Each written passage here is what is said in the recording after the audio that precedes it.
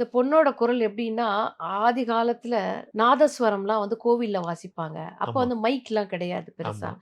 அது வாசிக்கும்போது பட்டி தொட்டி எல்லா இருக்கிற எல்லா இடத்துலயும் ஆமா, கிராமத்துக்கும் வந்து ஆமாமா. அது கேட்கும் அந்த ஆமாமா. சவுண்டு. அந்த மாதிரி ஒரு டோன் இந்த பொண்ணுக்கு. இளையராஜாட்ட நீங்க பாட போனபோது உள்ள அனுபவத்த சொல்லுங்களேன். ரொம்ப கஷ்டமா இருக்குமே அவர்ட்ட. ரொம்ப டிசிப்ளினரின் அவருக்கு. அவர் என்ன சொல்றாரோ அது பாடணும். அப்படிதான் சார் பயம் காமிச்சாங்க. ஆனா என்னோட அனுபவம் வந்து ஃபர்ஸ்ட் டைம் அவர்கிட்ட போம்போது எனக்கு அதான் சொல்லுவார் வடிவேலு சொல்லுவார் இல்லீங்களா? அ, பாடி ஸ்ட்ராங் பேஸ்மென்ட் வீக் மாதிரி கை அ. காலெல்லாம் உதறல எனக்கு அவர பார்க்கும்போது. நம்ம பாடிடுவோமா? நம்ம பாடுனத அவர் ஓகே பண்ணுவாரா? அது படத்துல வருமா? இப்படி பல கேள்விகள் எனக்குள்ள இருந்தது.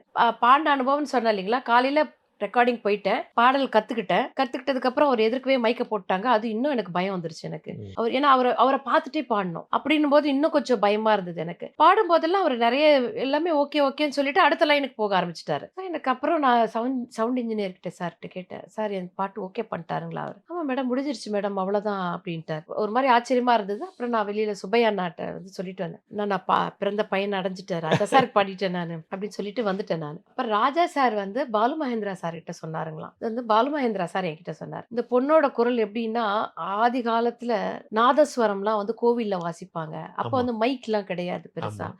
அது வாசிக்கும்போது பட்டி தொட்டி எல்லா இருக்கிற எல்லா இடத்துலயும் ஆமா, கிராமத்துக்கும் வந்து ஆமாமா. அது கேட்கும் அந்த ஆமாமா. சவுண்டு. அந்த மாதிரி ஒரு டோன் இந்த பொண்ணுக்கு.